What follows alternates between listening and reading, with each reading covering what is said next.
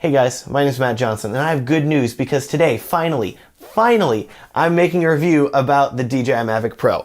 This has taken me forever, it feels. It's actually been like 2 months since I promised to make a review about this guy. Well, after a bunch of hassle of dealing with getting a working one, I finally have a working Mavic that I have used at several weddings, and I feel qualified and competent to make a review about. So if you're a filmmaker like me that's been on the fence of, should I buy this mini drone? Should I buy another drone? What should I do? Is this drone good enough? I hope this review will give you the answers that you're seeking. Now, just so we're clear, this isn't going to be a typical pixel peeping review where we're going over every single part of this drone and talking about all of its features, all of its capabilities, everything, because honestly, at this point, this drone has been out for a while and there's approximately 10,000 other reviews on YouTube and Vimeo dealing with that exact question and dealing with every single feature of this drone. So I don't really feel like I need to add my voice to the mix about that. What I do want to talk about, and what I've not been seeing people talk about in their reviews, is this drone good enough for commercial use? So if you're a wedding filmmaker like me, or maybe you're an independent filmmaker, maybe you film real estate or short films or anything else like that, and you've been considering buying a drone and you're like, is this drone good enough to make me money? Does this drone look professional enough? Is it capable enough? Can I use it? Is the video quality high enough for me to make money?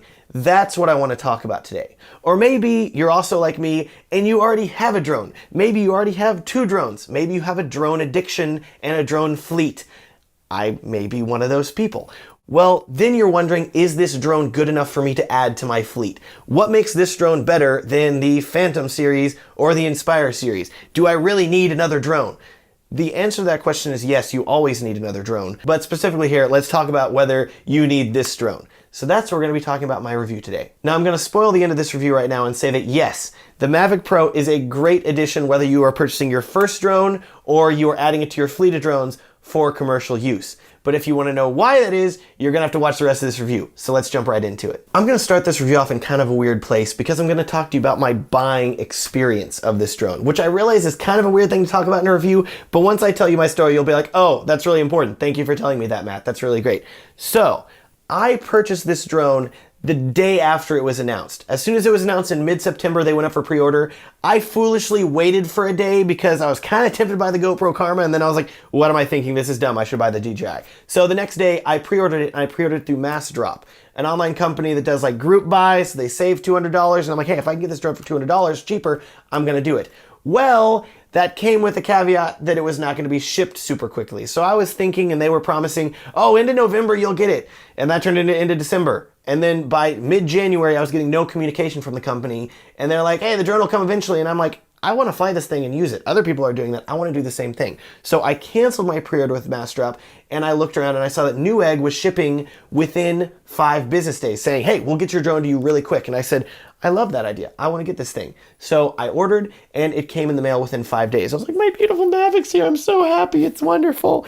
But I took it out for the first flight, and I realized that the camera was blurry. Literally the entire right-hand side of the image was blurred, and this was not fixable by adjusting focus or anything like that. Literally, the camera assembly of this drone was assembled incorrectly, so it had some blur. Thankfully though, and this is my first tip for you guys, I ordered through Newegg, who has an amazing return policy. So if anything happens within the first 14 days of you buying your drone, they will immediately accept a return on it, no questions asked, and they will even cover the return shipping. They'll give you a UPS packing slip, so you really don't have to do anything except for take it to the store and to return it. So I immediately returned it to Newegg, and I ordered another one. My second Mavic came a week later, and I took it out for flying, and I'm like, hey, the lens isn't blurry, this is great. And then I realized that the gimbal was shaking, and not just a little bit, it was crazy jello shaking regardless of how I was flying. And I'm like, well, this drone's a dud too. And after doing some research, it looked like it was the gimbal control board. So I said, you know, I don't want to deal with DJI's return service, and I'm still within these 14 days, so I'm going to return this thing again and try to get another one. And at this point, I'm posting about this on my Facebook page, and people are like, Matt, you're crazy. Like, what is up with you continuously trying to buy this drone? Like, you've been through 3 attempts now, and you're still messing up? I know, I'm a little crazy. But I really did love the concept and the size of this drone and what I could potentially do with it. So I said, you know, I'm going to give them one more chance with this thing and see if they can get it right. So I ordered again from Newegg, and this guy arrived, and it's working. It's actually working. And it has, okay, it does have a slight problem where after you've been flying it for about 10 to 15 minutes, the camera will shut off mid-recording and it'll do like a reset dance where it's calibrating itself and then it goes back to recording again. It's super weird and I'm gonna have to send it off for repair at some point again, but otherwise it's fine. And I'm sure you're looking at me crazy like, Matt, return that thing right now. I know, but I wanted to make this review, so how am I supposed to do a review if I don't have a Mavic? So this is Mavic number 3 for me if you don't count the mass strap order. I'm going to send it off to DJI for repair very soon, but I still feel confident enough to make a review about it because the footage, whenever the camera isn't resetting, looks great. And that's what we're gonna be talking about soon. But just so you know, whenever you are making your purchase, my highest recommendation for you whenever you're buying this drone is to buy it from a reputable company that offers no hassle returns. So that means Newegg, that means B&H, that means Amazon. I'll have links to purchase this drone from one of those companies in the bottom down there so you do not have to deal with the hassle of trying to ship it off to DJI and hoping they repair it within a month or two and ship it back to you. That is way too much of a hassle to deal with for something that I spent $1,000 on. I want it to work right out of the box and I don't think I'm crazy to want that. So with this drone, if you can get a working one and you can test it, then you are golden. But now that my entire buying experience is out of the way, let's talk about the biggest thing that everybody notices with the drone, and it also happens to be the smallest, and that is the size. Because this thing is so tiny. Like, I could fit this thing, let's see here, I can almost hide it behind my beard completely. That is how small this drone is. That is crazy. It's so impressive. You can't hide a Phantom behind this thing. You can't hide Inspire. Maybe one day I'll have a beard long enough to be like, what Inspire? There is no Inspire. There's only the beard. Just kidding, I have a drone. But that hasn't happened yet. So eventually in a few years, hopefully I'll be long enough for that. But for now, let's talk about the size of this thing. And like I said, it really is tiny. I never would have thought that you could have a camera and a full gimbal on a drone this small, this soon. I envision in the future, like in the Jetson era, but not now. Like, this is crazy how small it is. And we're living in the future. This is 2017. This is happening. This is crazy. Now, all that said about this drone being really tiny, let's talk about it in the context of commercial work. A lot of people out there will say, oh, this drone isn't good enough for commercial work. You need a Phantom or an Inspire. You need a big drone. So your clients look at it and they're like, oh man, this guy's a professional. It's like putting a matte box on your camera, even if you don't have any filters. They're like, look how much more professional and big my camera looks on the set. When in reality, you don't need that. So what do you need? You oftentimes need something that is small and compact. And that is where this drone really shines. For commercial work, you sometimes need a small drone. And that is what I love about the Mavic Pro. It is so tiny. Now, not only is this thing physically tiny, but it's also quiet, which is amazing because I don't know if you've flown the Phantom or the Inspire. The Phantom isn't super loud. The Inspire, though, sounds like a weed whacker taking off. It's up in the air and everybody's like, oh, look, a drone or a small airplane, because that thing is so loud and they can immediately tell where it's at and be like, look, it's a drone, duh. With this thing here, it is whisper quiet once you get up to a certain altitude. You can't even hear it. You're like, drone? What drone? And that is wonderful. So for example, I was shooting a wedding 2 weeks ago and I was filming the ceremony venue site. And I walked up with my little man bag here for the Mavic man bag, as it was called. And people don't even give you a second look at this thing. Unlike if I was, say, filming with my old Phantom, which I can grab over here, and comes in this case. So I could have walked up carrying this big Pelican case and been like, hey, just don't mind me, nothing important in here. But because I walked up to this public venue that was still open and had people going around it, and I had just my little Mavic man bag, people didn't give me a second look. And then I launched, took off and started flying, and I flew for 10 minutes before anybody even noticed me. So I'm cruising around, doing aerial shots of the building and things like that, looking really great, and nobody noticed. Finally, after 10 minutes, this little kid's like, look, a drone! And all these people are like, oh, a drone! And then I kid you not, somebody yelled, call the FAA, followed by another person yelling, it's the Russians! Which I am not Russian. I am not filming things like that. Do not worry. Okay, excuse my accent. That was terrible. But my point here is that for 10 minutes, I had nobody looking up, nobody pointing, none of that sort of weird, unnatural stuff that happens whenever you normally fly a drone. I want natural movement of people. I don't mind people being in my shots. I just don't want them to be like looking and pointing like, look, it's a drone. So by me having this smaller, quieter drone that's dark colored so people can't see it as well, and it's quiet. Nobody noticed me for quite a while. And then I was able to land and put it back into my man bag and then walk out like, oh no, there's no drone here. What is that? It definitely wasn't me. And then it was fine. I was perfectly legal to be flying, but because I didn't want to deal with the hassle of interacting with other people that always come up, is that a drone? What kind of drone is that? You're about 50-50 for a positive or a negative interaction at this point right now. Either people are like, quit spying on me, or like, that's so cool, I want to buy one. So, by having this drone, you can be stealthier and get the shots that you want incognito, inconspicuously, which I'm a big fan of. So if you are flying your drone in a sensitive area, and I'm not saying that you're flying in any place illegal or anything like that, ideally you have your Part 107 license, you're not flying near an airport or anything like that, you are just flying in an area where there are some people about and you know that they may be like, hey, what are you doing over there? And then they're gonna confront you and you gotta deal with that when you're trying to be creative and get some great shots. The benefit of this drone is that because it's so stealthy, you don't run into that risk as much of people bothering you, harassing you, wanting to even talk to you friendly like about the drone. Because this thing is so small and stealthy, you're not going to deal with that as much. I would call it the ultimate stealthy run and gun drone. Another benefit of the Mavic is that it's really quick to set up and be ready to fly. So it already has the propellers on it. All you have to do is take off the bubble level and the gimbal lock, do a quick calibration, and you're basically ready to fly. So a week ago, I was driving out to another wedding, and it was this beautiful sunset, and we're driving along this ridge line, and there's this beautiful valley below with all these trees, and I was like, man, this would be such a pretty drone shot. And then I realized, wait, this can be a drone shot. I have the Mavic. I can set this thing up in 2 minutes and be ready to fly.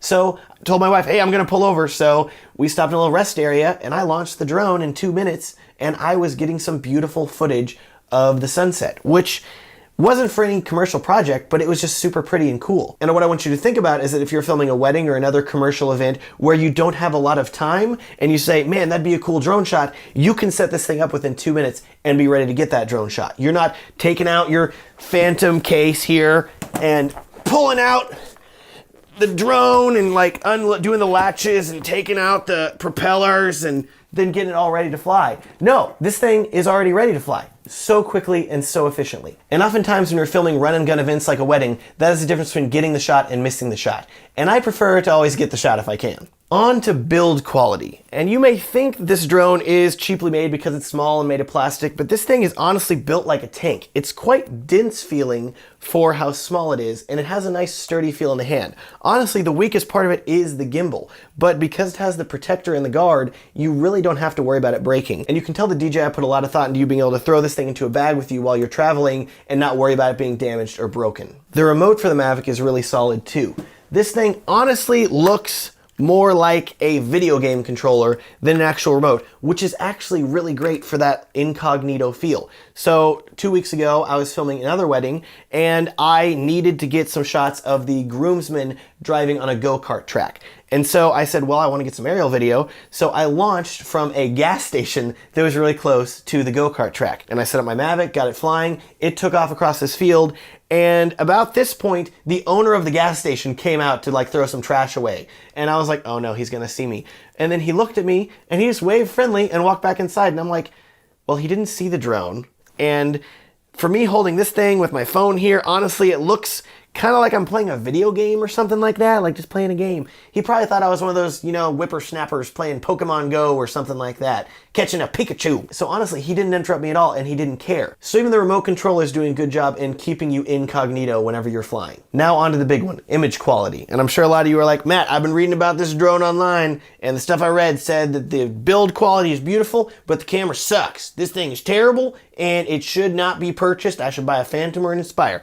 And I don't know why I'm using a country accent for you, I'm sorry. But what I do know is that from my experience, this drone's image quality is on par with the DJI Phantom 3, which is a drone that sold like hotcakes, and there are still many, many thousands upon thousands of people using that drone every day to capture beautiful cinematic imagery. So the people that say, oh, this drone has a low bitrate codec and it's not good enough for cinematic imagery, this has the same bitrate as the Phantom 4 and the Phantom 3. This has the same quality codec and it has just a different lens on it. So this drone is capable of getting beautiful cinematic imagery once you know its limitations. So if you want to film beautiful videos with this drone, I have 5 tips for you now that will help you maximize the cinematic capabilities of the image of your Mavic Pro. And we're gonna go through them right now. First recommendation for you guys if you wanna capture beautiful imagery with this drone, and that is to take off the dadgum bubble guard.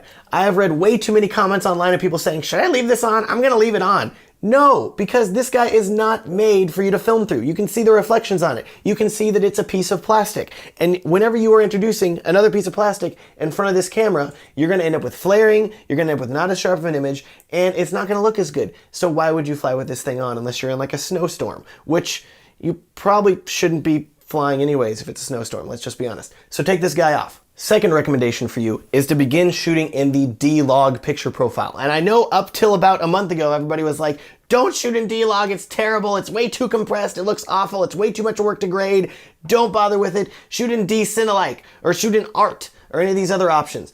I will say that used to be true, but in mid-February, DJI released an update that fixes D-Log. It has widened the dynamic range, it doesn't look nearly as flat, it doesn't look as muddy.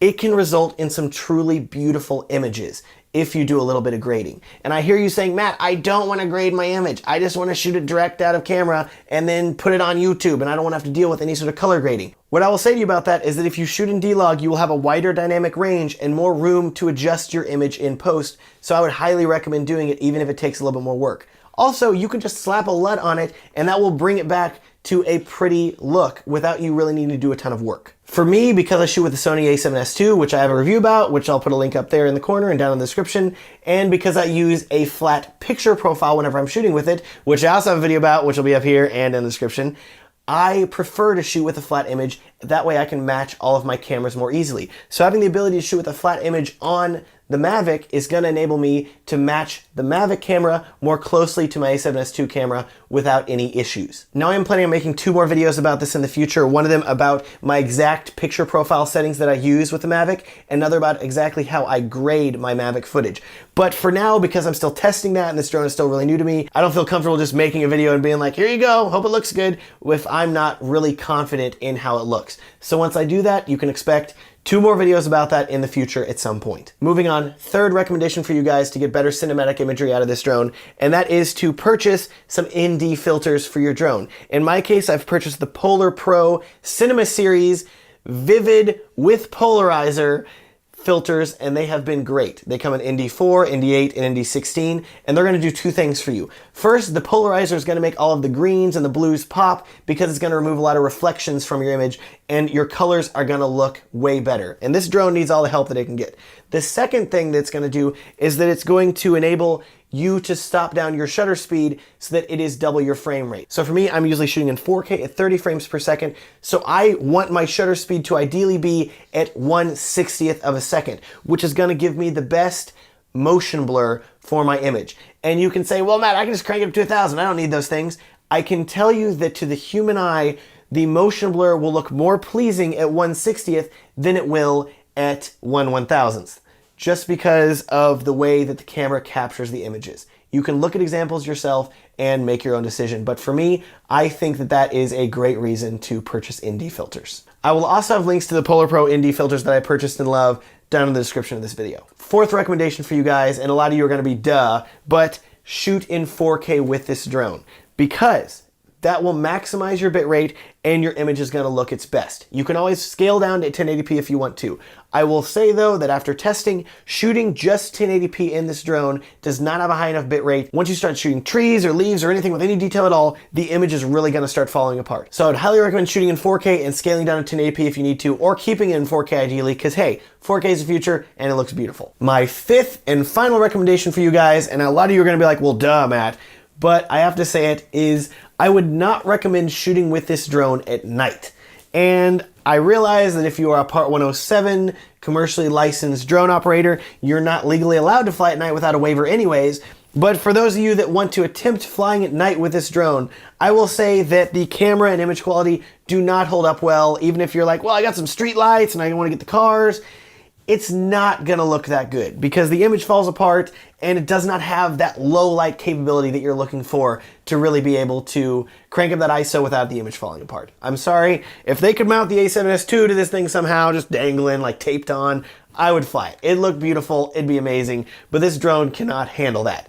So, if you want better night video quality, I would look at the Phantom 4 Pro or I would look at an Inspire because those guys have bigger sensors, better cameras, and they're gonna enable you to get that low light footage. But for this guy, now that I've told you a lot of the limitations of it and I've given you some good recommendations for how you can fly it and get some beautiful cinematic imagery, I think that you're gonna be very happy with the image that you're getting out of the Mavic Pro. Speaking of good image, the Mavic Pro's software in the DJI Go app actually has a ton of features to help you get more cinematic shots. And the two of them that I use most often are tripod mode and cinematic mode.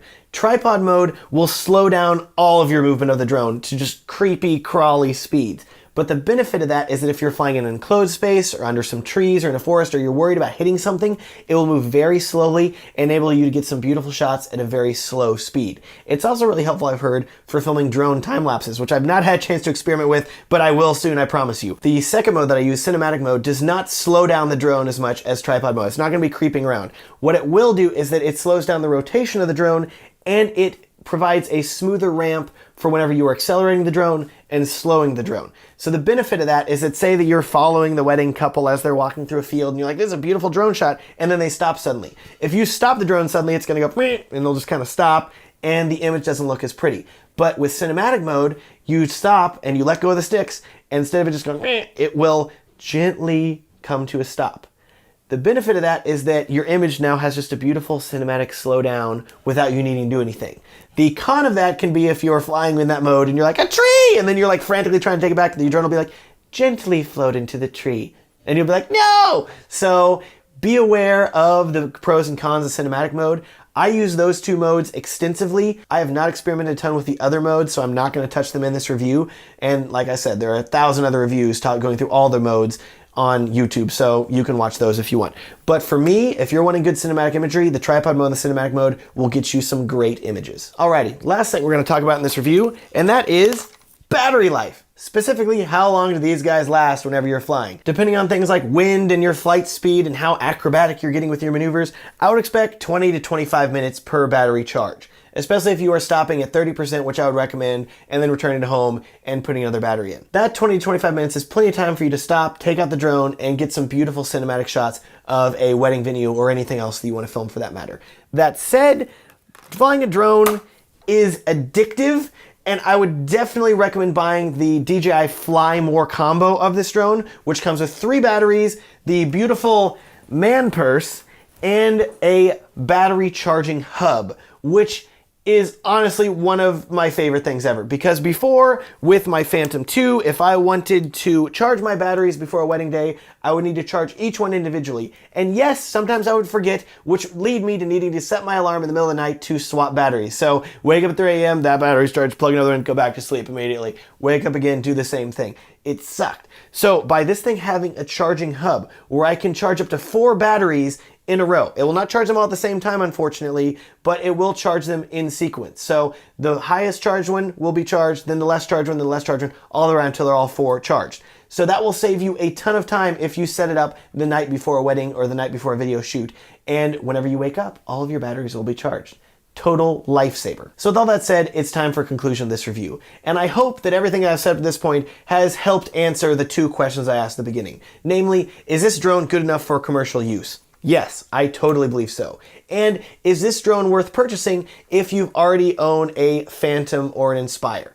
And I'm going to say yes to that as well. Wholeheartedly, actually. Because I find that this drone is perfect for certain circumstances where the Phantom or the Inspire are just too big. For example, next month I'm going on a trip to Iceland, and I am so ridiculously excited because not every creative person has been there yet, so I'm not the last one, thankfully.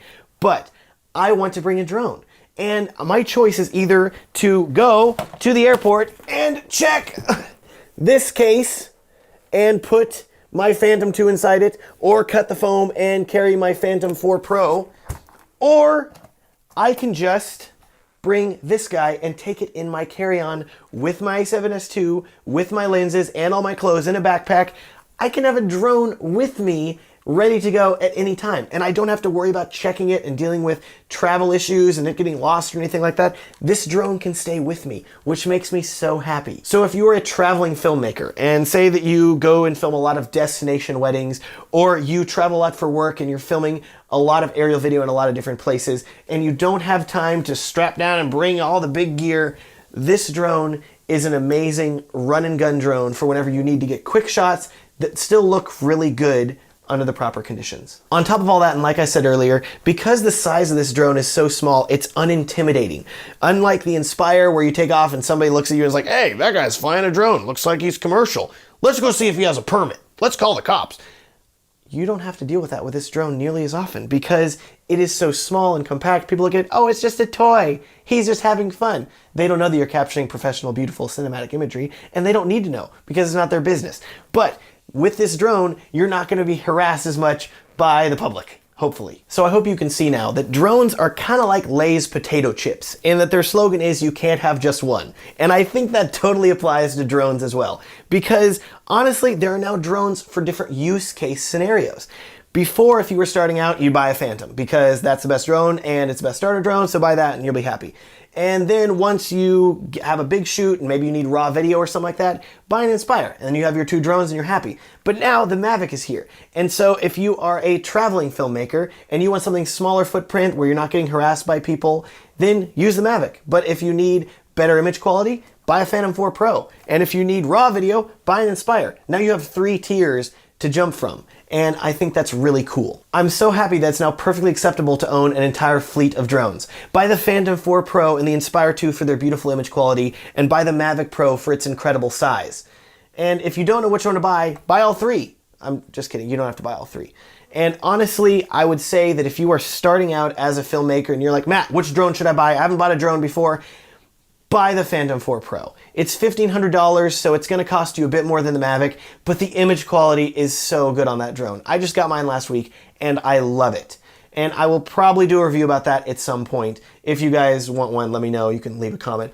But for now, we're talking about the Mavic. And I think as far as size and portability and drone size to image quality, this thing is incredible. And hey, now that the Mavic Pro is finally shipping with reasonable shipping times, and they're not back-ordered till infinity, this is really the best time to pick one up. Thanks so much for watching. I hope this video has been helpful to you and given you some great insight into whether you should purchase one of these Mavic Pro drones. As a side note, if you are interested in getting your commercial license for flying a drone in the United States, you have to pass a knowledge test, which I took and passed. And I made a video all about how to study for and pass the FAA's Part 107 knowledge test. And I will link to it up here and down in the description if you want to check that out too. As always, if you have any questions or comments, please feel free to leave one below or get in touch with me through my website, whoismatt.com. It is also a huge, huge help to me if you would consider liking this video and subscribing to my channel so you can watch my future videos as well. Also, as a reminder, I'm offering personalized one-on-one filmmaker consulting. So if you want to sit down and talk with me about, hey, the Mavic Pro, or you want to talk to me about wedding filmmaking, you want to talk about the business side, marketing, how to get more clients, how to charge people well, how to make more money doing it, I would love to talk to you about that or anything else that you want to talk to. You can check that out at whoismatt.com/consulting. And lastly, you can check out my wedding film production company, Filmstrong Productions, at filmstrong.com. And yes, I will be uploading wedding films soon featuring footage that I shot with the Mavic Pro. So if you want to see those and see them actually used in a commercial environment, hey, this is coming. It's going to be awesome. Thanks so much for watching, and I hope you have a great day.